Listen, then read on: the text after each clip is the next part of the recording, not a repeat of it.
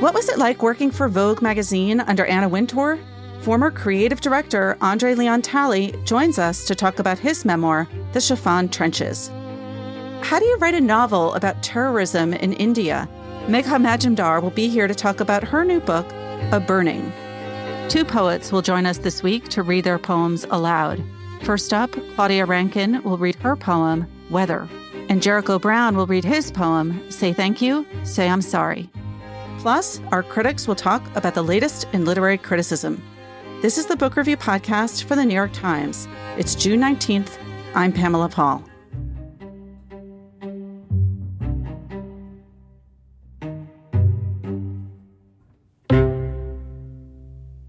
Claudia Rankine joins us now from New Haven. She is the author of, most recently, Citizen, a collection of poetry, and also the author of a forthcoming collection of essays, Just Us.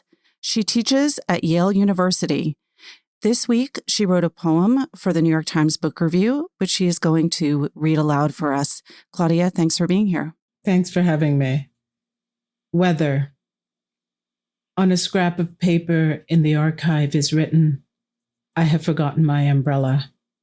Turns out, in a pandemic, everyone, not just the philosopher, is without. We scramble in the drought of information, held back by inside traders, drop by drop, face covering. No, yes. Social distancing, 6 feet. Under for underlying conditions, black, just us, and the blues kneeling on a neck with the full weight of a man in blue. 8 minutes and 46 seconds. In extremis. I can't breathe.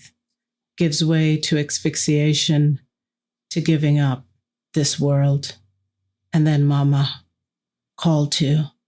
A call to protest, fire, glass, say their names, say their names. White silence equals violence, the violence of again, a militarized police force tear gassing, bullets ricochet, and civil unrest, taking it, burning it down, whatever.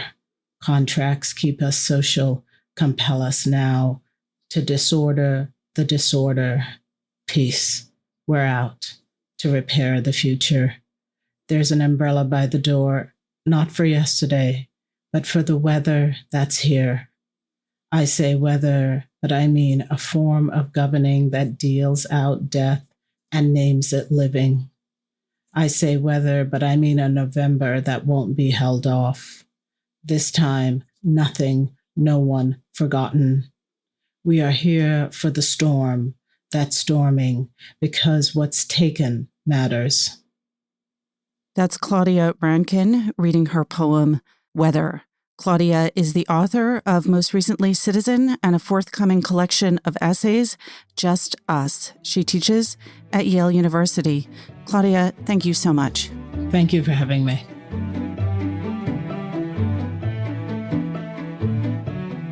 André Talley joins us now. His new book, The Chiffon Trenches, is already a bestseller. André, thank you so much for being here. I'm very happy to be here, Pamela. Thank you. So it is quite a feat to have a bestseller in quarantine with bookstores closed and libraries closed. What has life in quarantine been like for you, especially with a book coming out?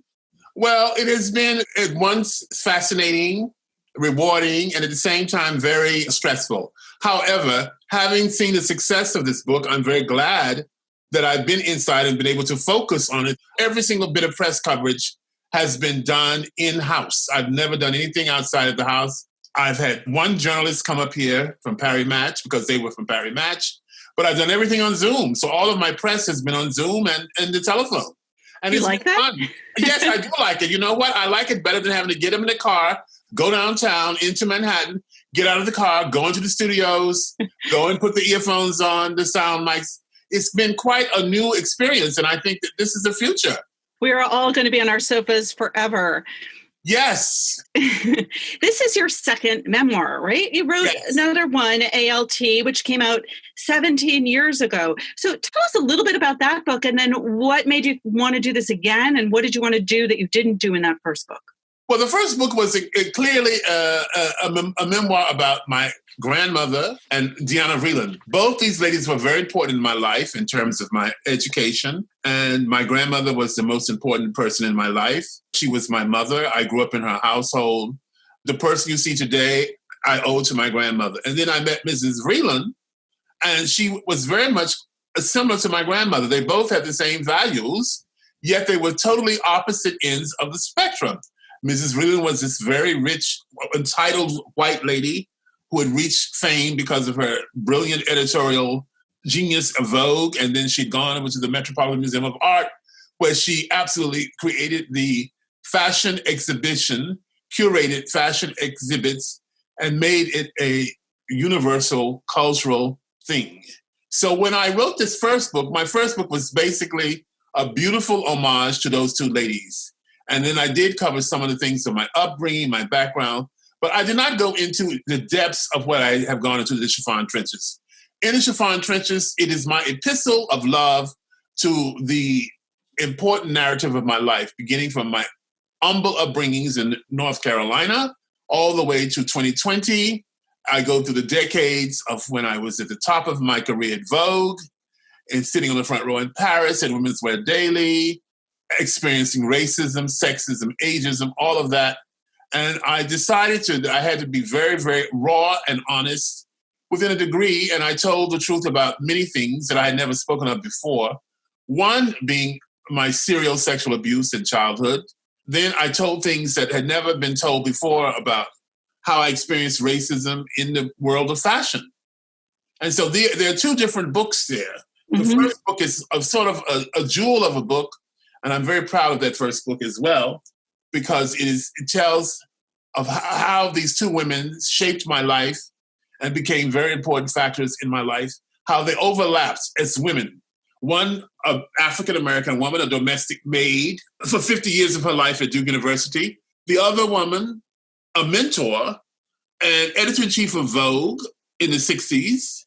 And then she went on to the museum, the Metropolitan Museum of Art, where she created the modern fashion exhibit. It's thanks to her that people now have major fashion exhibits in museums globally. There's not one that has not been influenced by the work of Deanna Vreeland. So was there a point in that 17-year interim between these two books where you thought to yourself, I've left something out, or I need to go back and tell a fuller story? No, there was never a point like that. I always just say, I had an uncle who said, just keep getting up every day, just keep getting up. So I never thought about, in the middle of 17 years, well, I've got to write my second memoir. When my documentary came out in 2018, The Gospel According to André, that is what inspired the second memoir, because the response of people, the outpouring of love from that documentary was so beautiful. The response I got from people on the street, as well as from people who would see the film in the audiences, it was so remarkable, so wonderful. And it gave me the confidence to write the second memoir. The second memoir was born from the documentary. And I saw the documentary and I loved it. By the way, I loved what Kate Novak did, what we did as collaborators. And then I decided, well, I think I should now write my memoir, a second memoir. I always thought, but I never had it for 17 years, or I left stuff out. I never thought that I was going to write another one. My agent, David Vigilano, took me around and we had meetings with different companies, different book companies. And we got to Pamela Cannon at Random House. And that was on a Friday. And on Saturday morning, he called me and he said, Random House is ready to preempt all offers. And I did say, well, I'm going to do it. And I did it. And I have never looked back. Was it difficult for you to write about some of those? I mean, those are tough topics, sexual abuse as a child. Very difficult, very difficult. I had not yet told anyone of my sexual abuse in my childhood. In 71 years, I had bottled up so many things. I had bottled that up. I had thought about it a lot. I never had therapy. And I decided to write about it. When I wrote about it, it took me days and days. It's not the first thing I wrote. It took me days to write it. And then when I wrote about it, I then went back and I said to my editor, Pamela, I said, do you think I've said enough about this? Have I handled this properly? And she said, you have handled it perfectly. You don't need to write another sentence. And the results of that being that people who read the book, they say that, I didn't dump it on, it wasn't like a dump, like a landfill dump. So I think I handled it properly. I didn't have to go into the salacious details or the sordid details. But this was a very important thing. And overcoming that to get to where I am today, I overcame all of that.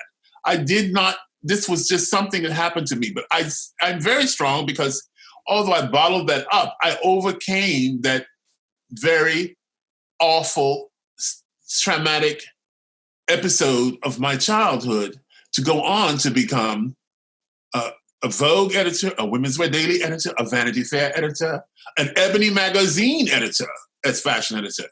So I have covered many trenches in many platforms. Not all of them chiffon, alas. Not all of them chiffon, no. Some of them heavy, scratchy wool. Was that the most difficult part of the writing process for you, writing about that period in your childhood? Or, because there's a lot in this book. There's racism in the industry. There are, professional setbacks. You're writing about a lot of people, many of whom are still alive. What was the most difficult thing for you as a writer? The most difficult thing was me to come as a writer was to come to grips and to be able to say the truth. I could not edit out my thoughts. I don't keep diaries. I don't keep records. I don't have notes. It's all from my head. So it's all from memory. So over a period of 18 months, I was writing these things down. And then I thought about it and I said, there was nothing really difficult to write about, but it was difficult to be able to edit out in my mind what I thought was important to say. Once I said it and put it to paper, actually put it to the computer, not to paper, it was fine. I didn't have to go back and say, well, am I right? Did I do this properly? Did I think about this? No. It was not difficult. It was not difficult for me to write the book at all. You mentioned earlier your upbringing in Durham, North Carolina, raised by your grandmother who was working full-time. How did you come to be interested in fashion? Well, it was very wonderful. Fashion became a route of escapism for me after all this underground childhood abuse that no one could know about in my family. I was too ashamed to tell my grandmother. My father was living in Washington, D.C. I can go to a pastor. So one day in the public library, I came across a Vogue magazine. Just, out. It was out. It wasn't hidden in a aisle of books. It was in a magazine section. And I looked at this beautiful magazine. And I saw these wonderful pictures. And that was about the age of 9. And I suddenly found a world of beauty, art, literature. I loved not only the pictures in Vogue, I loved the words. I loved reading about Truman Capote. I loved reading about Truman Capote's Black and White Ball. I loved seeing about Eudora Welty. And this led me to a world of literature and the arts. Vogue opened up in my small, isolated world of Durham, North Carolina. I opened up my mind to a new world of beauty in terms of the arts, literature, dance, poetry. It made me aware. It was my news information. It was my news outlet about a certain world where it seemed exciting to me. The people in that world, the people of the world of Mick Jagger, the world of the Beatles, the world of beautiful models. It's a world that I was not aware of. So that led me to read a lot about fashion. And I pursued fashion in the card catalog at school. And I just loved fashion. While other boys were playing basketball or football or baseball, I was sitting in my room reading about fashion, reading about the great fashion people, reading about Coco Chanel, reading about the man at Dior who was at Dior then, Marc Bohan. I was reading about Jacques Tifo of Tifo and Bouche in New York City. I was reading about the great socialites, CZ Guest. I remember my friend Ann Bibby, who was the homecoming queen in my graduating class, recently told me, she said, well, André used to go around high school, Hillside High School, talking about CZ Guest at the New York Horse Show. And she said, we didn't know who CZ Guest was. That was such a wonderful memory, she told me, because where others might be talking about the football team or the homecoming game or something, I was talking about CZ Guest running to the New York Horse Show in her Mambo Shea suit.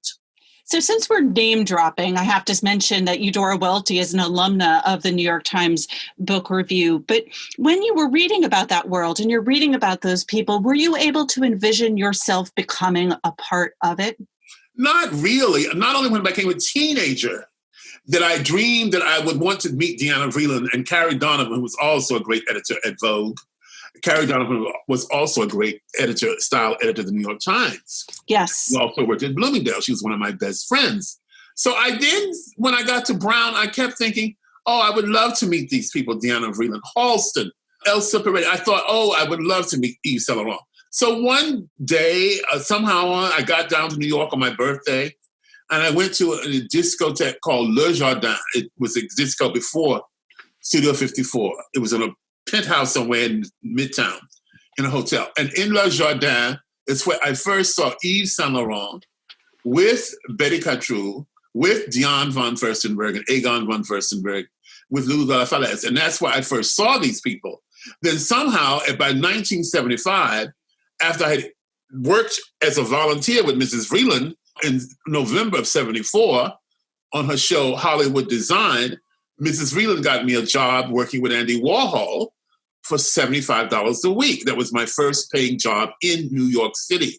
Wow. What was it like? What did you do? Wonderful. Oh, Andy Warhol, it was the best moment of my life. Andy Warhol, my first job, it was exciting. It was new. I felt I belonged there. I answered the phone. My job at $75 a week was to come to work at 12 o'clock in the morning and leave at 6, answer the phones, take messages for Fran Lebowitz and all the other contributors to the Interview magazine, and, go out and get Andy's lunch, go across the street to Brownie's and buy his lunch every day.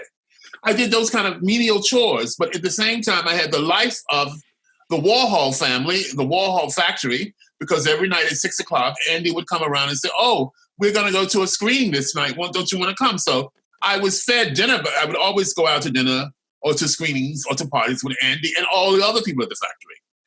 Okay, you've mentioned so many interesting worlds here, and I want to go back to the factory, but first to Brown, just to get a sense of what your experience was like there, and what did you take away from there? You had transferred into Brown. What did you study? I was studying French literature, and I got my master's in French literature, where my master's thesis was on the influence of North African women in the works of Baudelaire and Delacroix. At Brown, I learned that to think and to be liberated in my mind.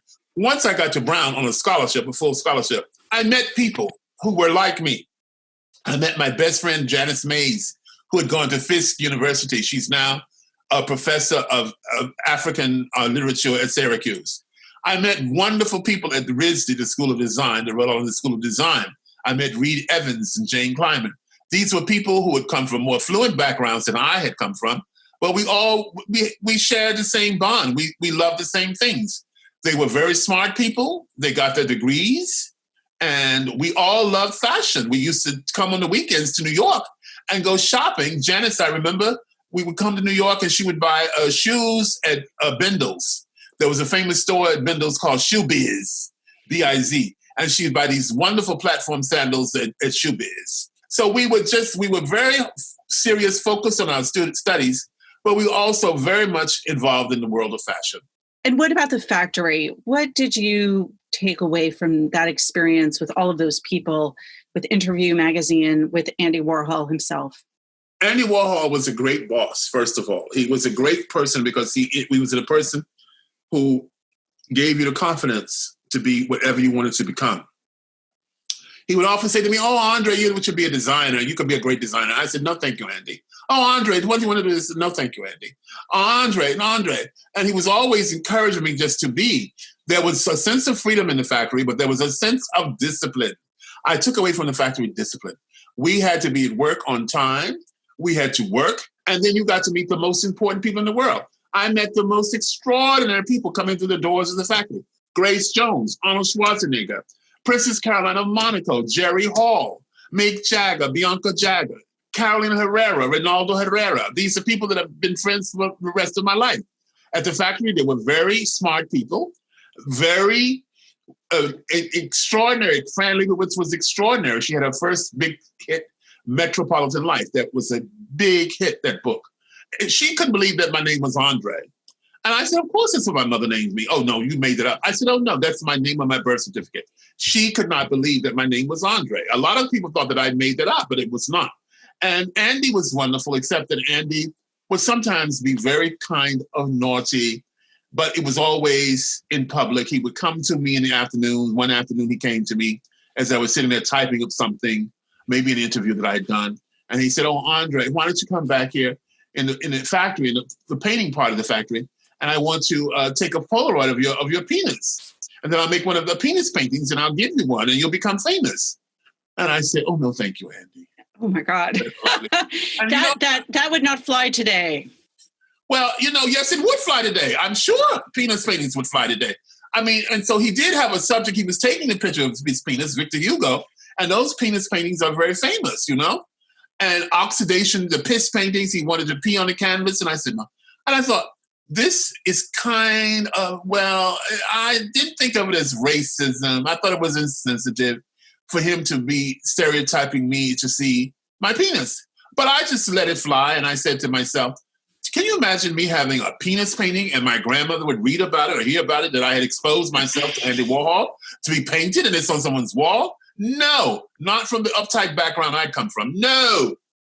I'm surprised that you said no with such vehemence to his suggestion that you to be a fashion designer. Did that never interest you? I never wanted to be a fashion designer. I never wanted to be a fashion designer. And I still don't want to be one to this day. I never wanted to be a fashion designer. I love fashion. And I ended up landing in the world of fashion where I was at the right place, a journalist. I learned from Mrs. Vreeland how to look at clothes from the inside out. And I learned from John Fairchild, my other mentor, the great genius at Women's Wear Daily, Fairchild Publications, how to analyze the collection and report on the clothes that were coming before me on the catwalk runway to put the reviews in the newspaper. So I was happy with my career. I never wanted to be a designer. I did not want to have that overload of stress, overwhelmed, overwrought, because designers who often are geniuses are often very, very troubled, by substance abuse, unhappiness, narcissistic behavior. Although they can be great, they can be brilliant, but I never wanted that world. I never wanted that world for me. How did you protect yourself when you were working among people like that? Simply this. I protected myself every week going to church. Every Sunday I would go to church, and my church going was part of the structure of my faith that I'd grown up with in North Carolina with my grandmother and my family. And I used that throughout my life as a tool to renew my faith in myself and my faith in humankind. So by going to church, which I still do today, I go to church on live stream. I go to the Abyssinian Baptist Church.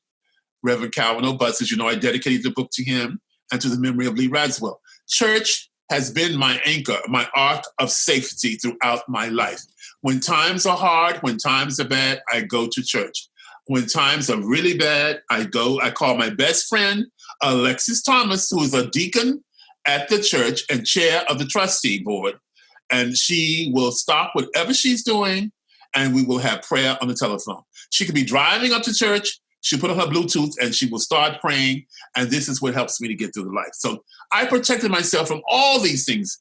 I protected myself from AIDS. Because of my sexual abuse, I was always afraid to have relationships. I was afraid of being touched. So I was always mistrustful of any kind of intimacy.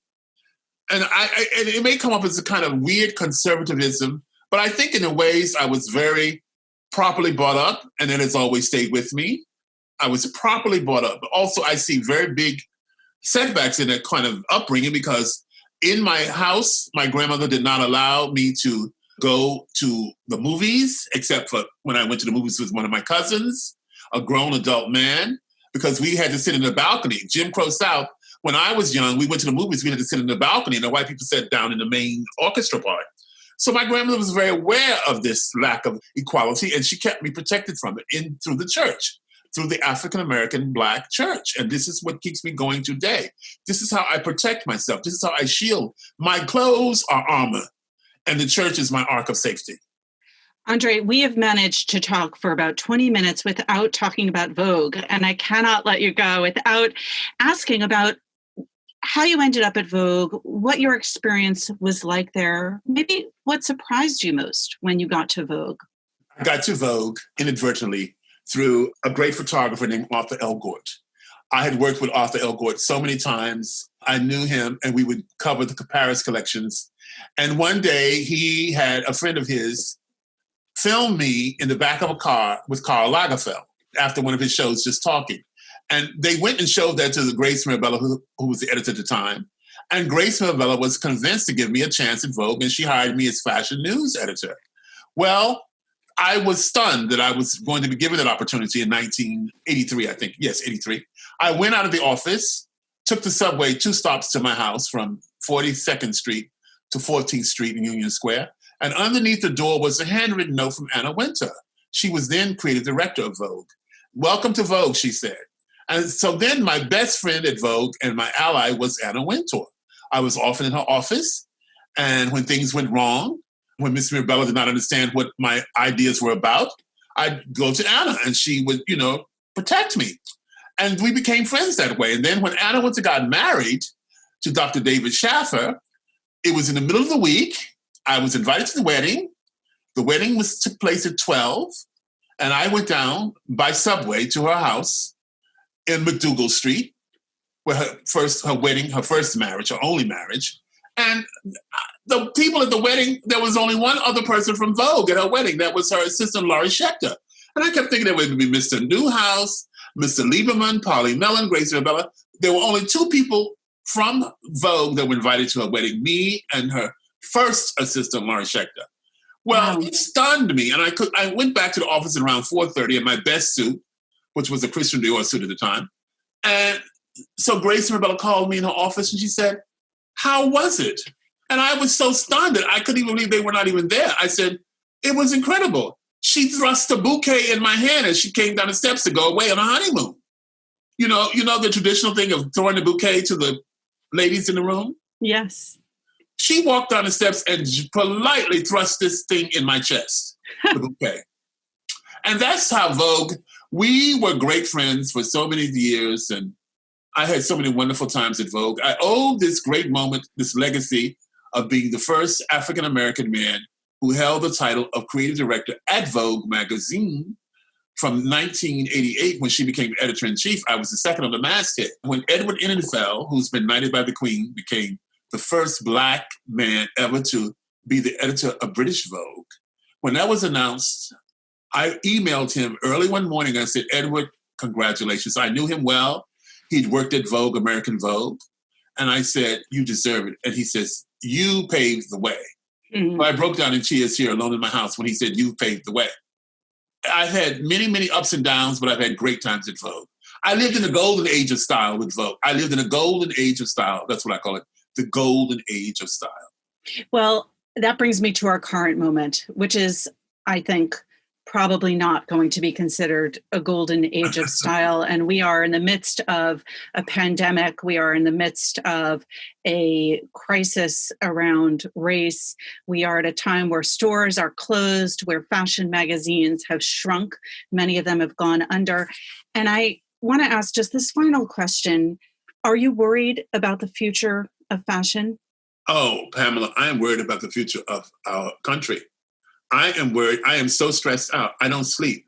I haven't had a full night's sleep since the first night when they showed on CNN that terrible, terrible video of that man holding his knee on the neck of Mr.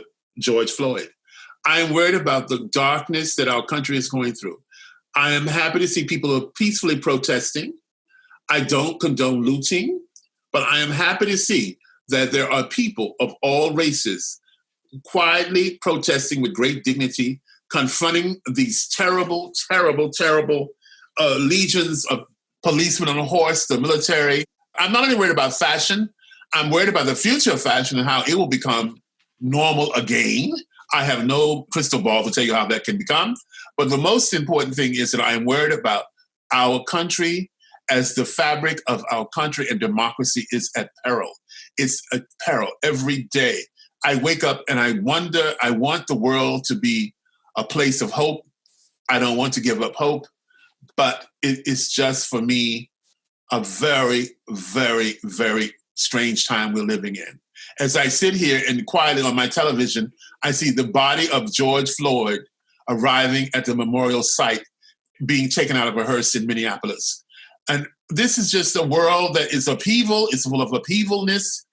I don't know what to say. I just hope for the future that we will come out of this pandemic of both the pandemic of the coronavirus and the pandemic of racial injustices and social inequality. Well, it's very hard for me to come back to your book from that. André, thank you so much for that. I think perhaps the one thing I can say as a message of hope is obviously it is thanks to trailblazers like you that we move forward. Thank you, that's so kind. Thank you. André Leon Talley is the former editor-at-large and creative director of Vogue magazine. His new book is called The Chiffon Trenches.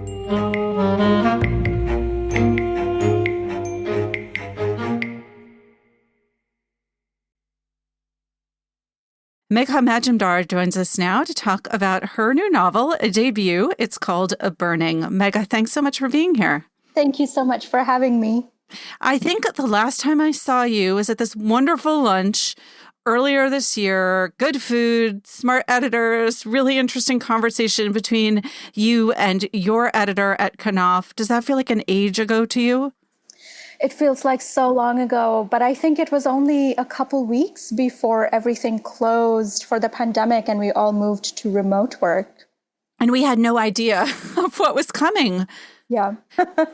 And your job, in addition to being the author of this novel, is you're an editor at Catapult, an independent publisher, and you're based in New York.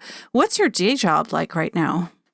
We've been working remotely. Catapult has offices in various cities around the US, so I feel like we have been able to be quite nimble in setting up these remote work systems. We are still acquiring books. I'm still reading manuscripts. I'm still communicating with my authors about, book jackets and that kind of thing. So I think in some ways publishing books feels so hopeful because you're always looking to next year or even beyond that.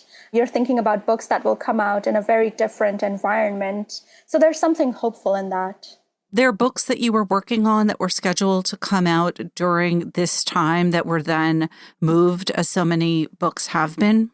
My only book that came out during the pandemic was Noé Alvarez's Spirit Run, and it launched in March just as things were changing. So, a lot of his events were canceled, but we kept the book where it was, and it has been doing really well. And how did you feel as an author yourself then, knowing your book was coming out? At the time, I think June felt like, well, perhaps things will be different. We kept an eye on how things were changing. But in the end, I think we decided to keep it in June because at the time, we couldn't tell how long the pandemic would last and how things would look in the fall or next year.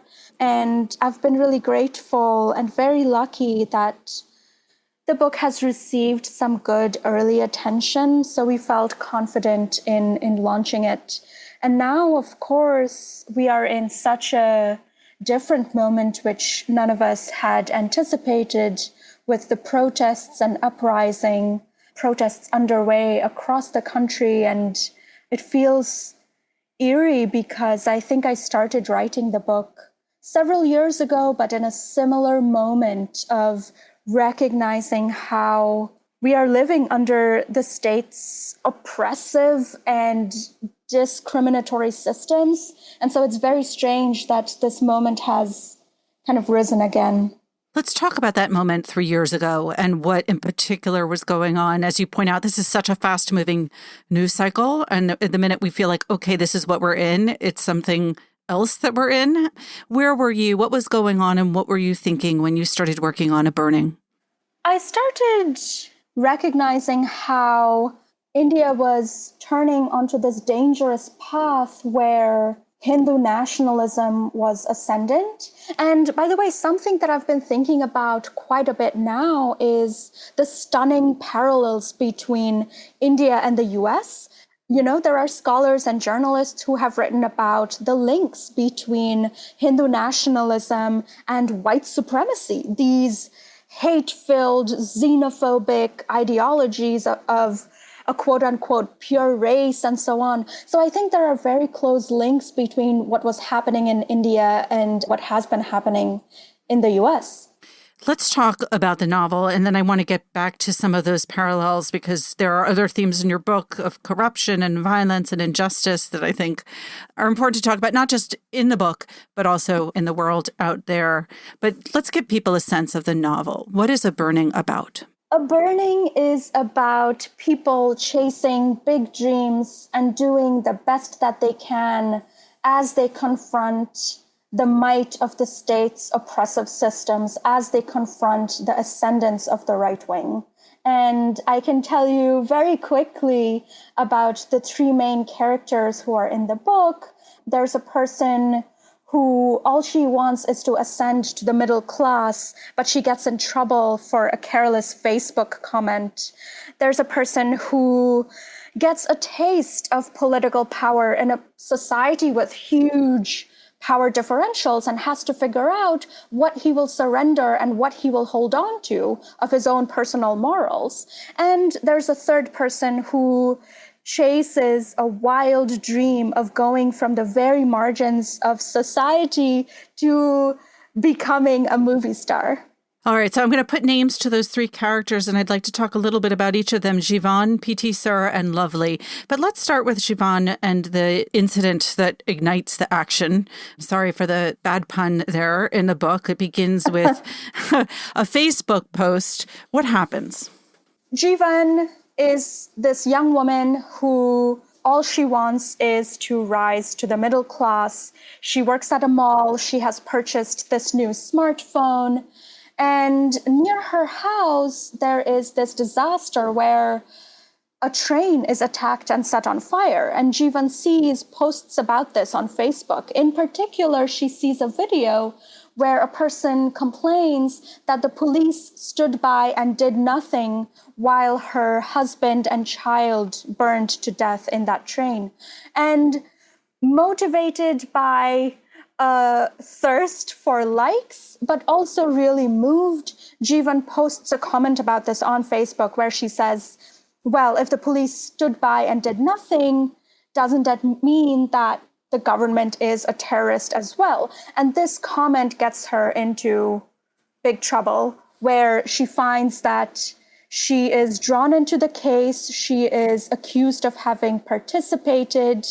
And as she goes through the police and justice systems, she finds that she has to take matters into her own hands.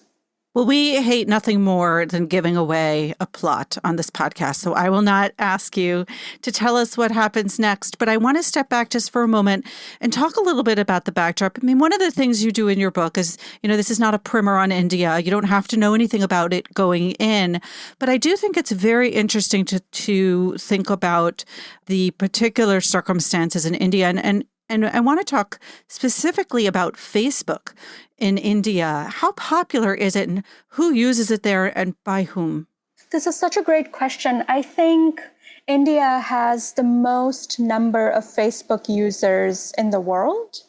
And, India has a huge population that is just now gaining access to the internet through the availability of fairly affordable phone plans and basic phones. A lot of people are coming online and discovering social media.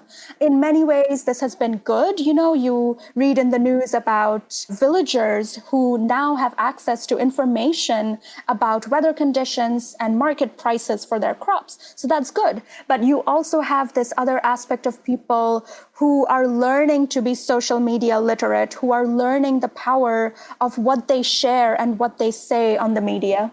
What about politics on Facebook? Because, of course, we've seen in other countries as well as in our own country here in the United States that Facebook can be used as a political tool. Absolutely.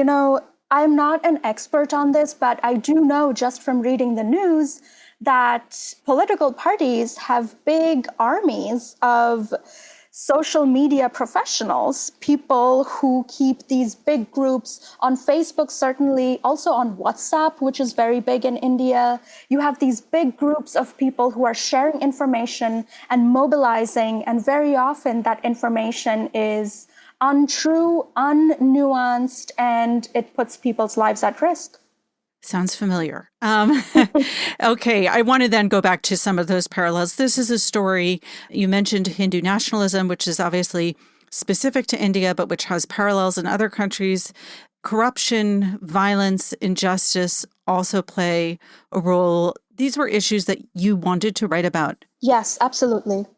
In what way are these issues specific to the moment, which is roughly contemporary, I'm assuming, in India where your story takes place? Some of these are systemic issues with long histories, but during the present time, they have grown worse with the ascendance of the right. So these systems of oppression, these issues of discrimination, these issues of corruption, these are long-standing issues that people have been dealing with and fighting against. But with the rise of the right, there has been kind of a laying bare of the state's oppressive might. There has been a kind of naked display of hatred.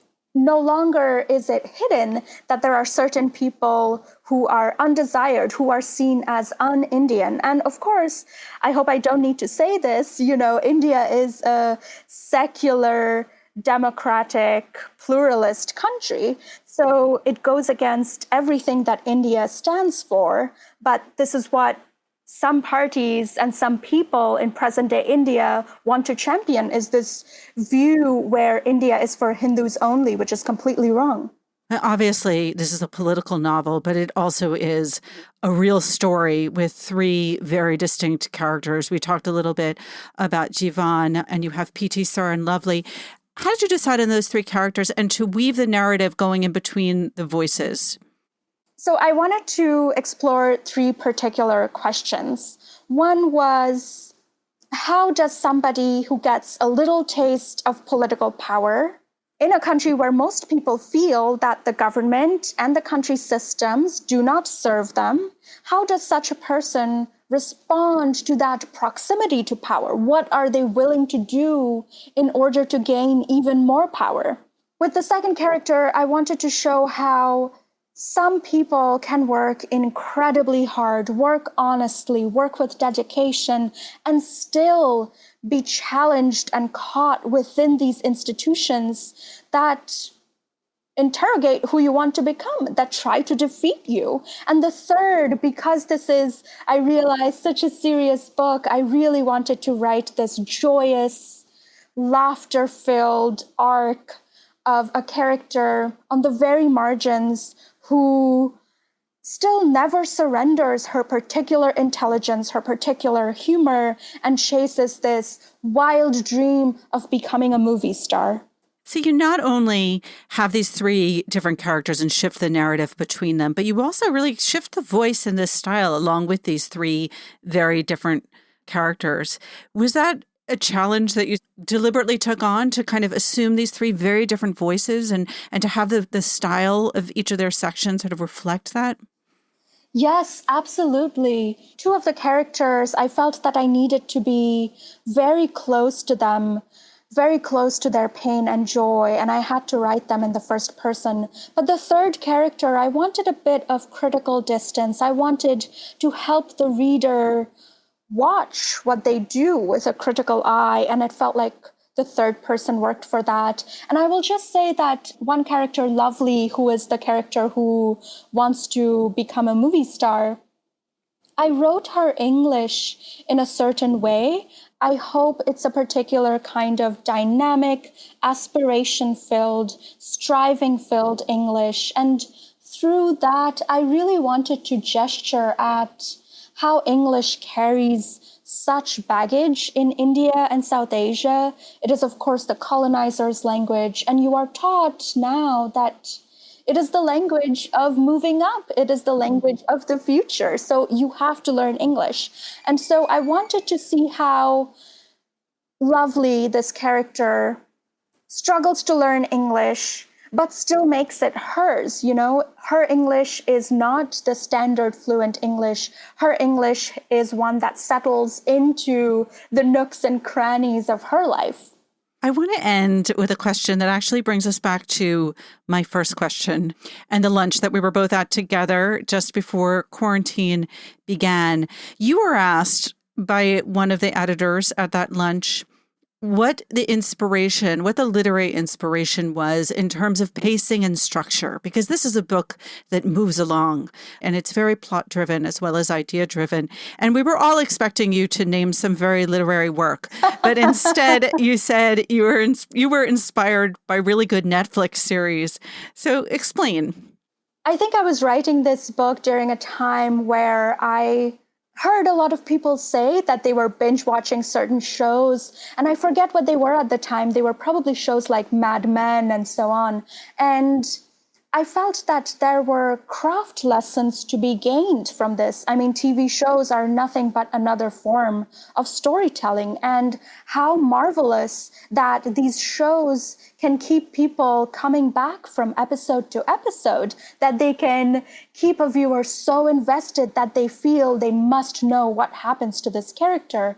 And so I tried thinking about the particular velocity of TV shows, the ways in which they are structured, the ways in which an episode ends and an episode begins. And I tried learning from those, because part of what is so important to me with this book is, yes, I hope that it will be taken as an intellectually serious book, but at the same time, I care so much about rewarding the reader's time and giving them something entertaining for their scarce leisure time. All right. Well, let's leave our listeners yearning for that next plot development. I also want to say you were being very modest earlier when you said that the book had gotten some good early notice, which is a huge understatement. It's gotten a rave review from Parl Sagel. It's reviewed on our cover by Susan Choi. It's really gotten incredible reception everywhere. So congratulations on your first book, Megha. Thank you so much, Pamela. This is such a joy. Thank you for this opportunity. Megha Majumdar is the author of A Burning.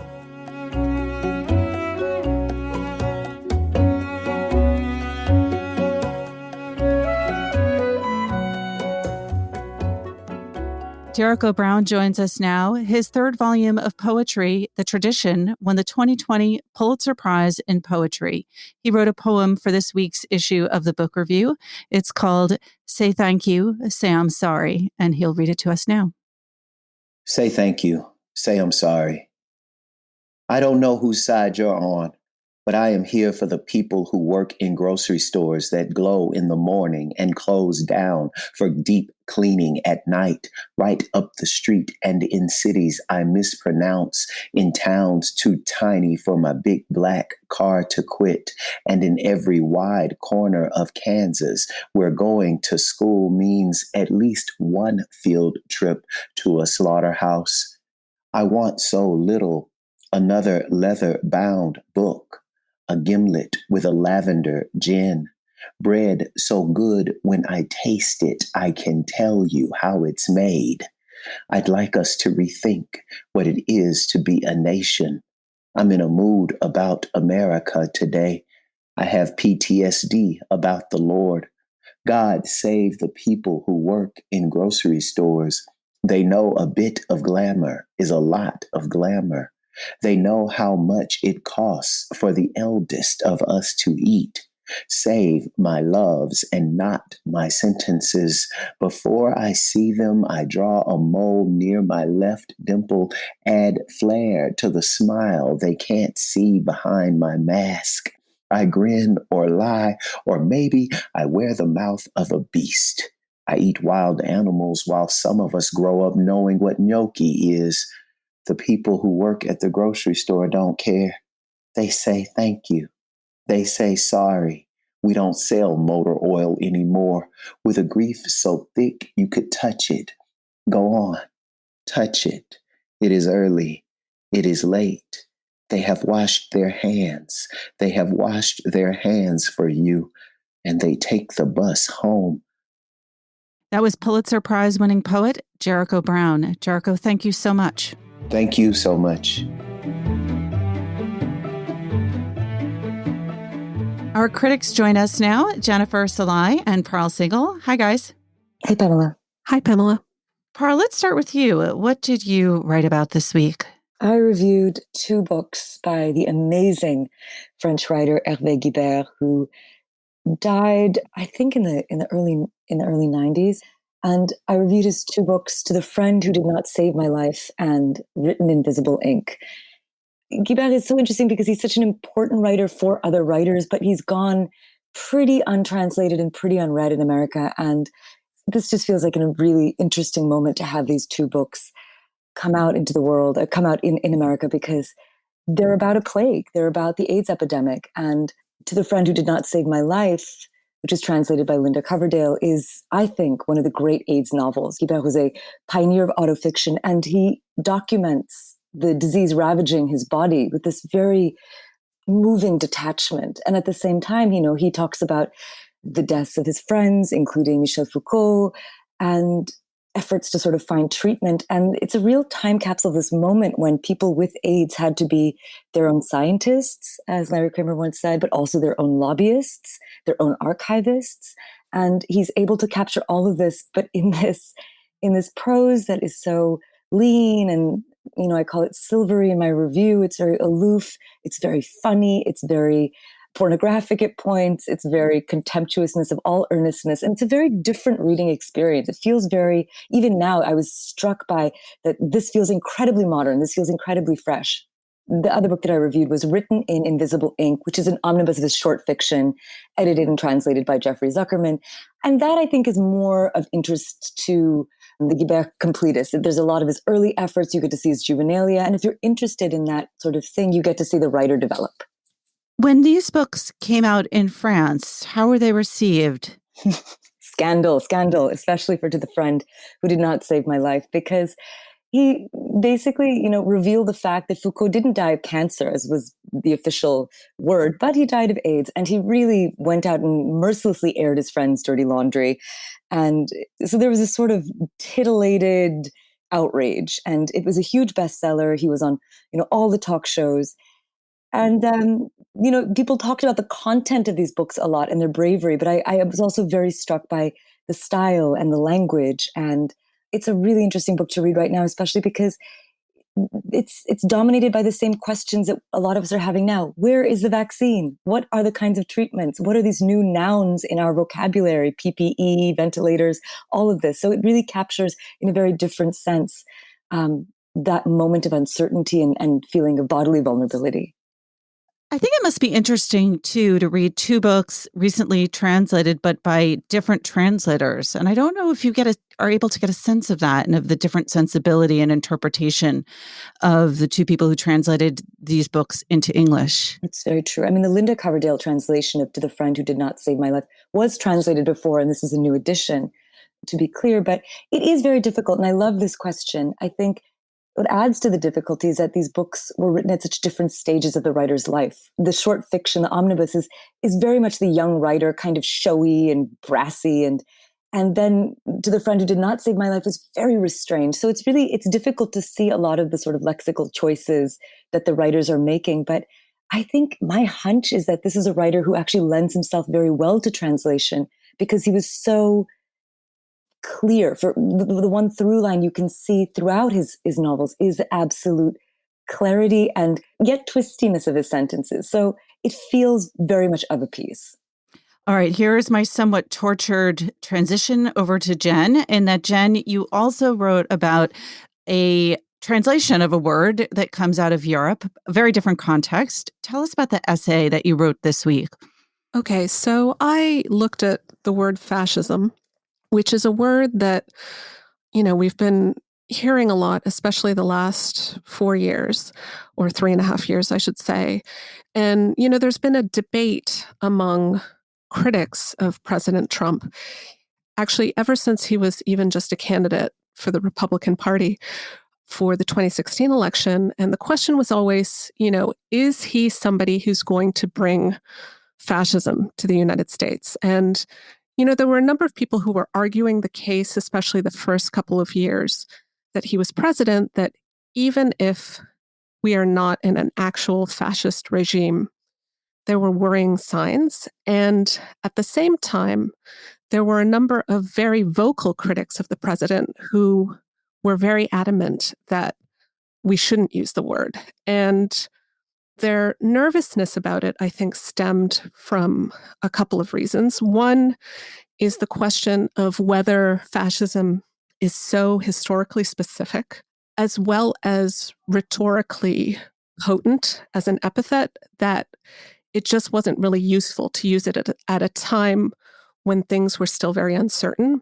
But one of the things that I noticed in the past week, I guess, ever since, the American public started seeing the police crackdown on the protesters who were out marching after the killing of George Floyd in Minneapolis, was that even some people who were reluctant to use the term before were starting to say, actually, maybe it's time we start thinking about this. So I looked at some of the books, I looked at some of the essays, and I looked at this debate to see how people were approaching it. And, one of the most interesting things that I found was actually the book that I personally found most illuminating, just in terms of how we should think about the term fascism, was a book that was written in 2004 by a historian, Robert Paxton, who specialized in the subject.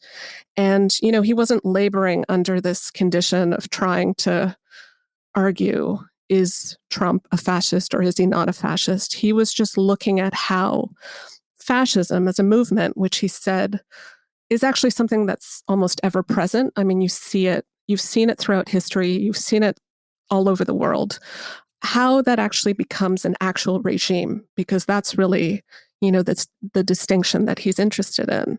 And so he was looking more at the circumstances that would allow this to happen. And, his argument is the way that you get a fascist regime is basically you have a weak conservative establishment that, in an attempt to cling to power, invites an outsider who is able to rile up the base. So again, I don't think he necessarily provides a definitive answer, but I think he sort of allows us to think about it in a way that I think is more useful than, this question of looking for a fascist essence, I guess, in what's happening right now. One of the other things that I found helpful in terms of thinking about the word fascism and how it's been used is, something that some authors have pointed out in their books about the current presidency, which is that, the United States is no stranger to fascist movements, to fascist sentiment. Even Robert Paxton in his book talks about things like the Ku Klux Klan, as well as the America First Committee. I mean, these were movements that were pro-fascist in the sense of extremely xenophobic, advocated violence. So it's interesting to look now at how this discussion is happening. And I read this essay by Gerald Early that was published very recently about specifically the novel It Can't Happen Here by Sinclair Lewis, which was published in 1935. And as Early points out, the world that Lewis depicts in this work of fiction, in fact, bears a resemblance to the world of American slavery in terms of the constant police surveillance, the incarceration. And so it's just sort of interesting to think about it, I think, also in the very specific context of the United States. Jen, is there a particular book you recommend among the slew that you mentioned in this amazing essay? There's always something interesting about these books. I mean, I do feel like the one that really did speak to me was the Paxton, I think partly because it had nothing to do with President Trump specifically, but I think the way in which he looks at the circumstances that allowed fascism to actually take root, to actually have power, because I think that's really the key distinction. I mean, he points out that xenophobic movements and virulent nationalist movements, unfortunately, are fairly commonplace, but really what allows them to take root and have power is the distinction that he thinks that we should be really focused on. All right. A lot to think about, to read about. Both of you actually writing about books that in very different ways speak to this moment. Jen, Parl, thank you so much for being here. Thank you. Thanks, Pamela. Remember, there's more at nytimes.com/books. And you can always write to us at books@nytimes.com. I write back, not right away, but I do. The Book Review Podcast is produced by the great Pedro Rosado from Headstepper Media, with a major assist from my colleague John Williams. Thanks for listening. For the New York Times, I'm Pamela Paul.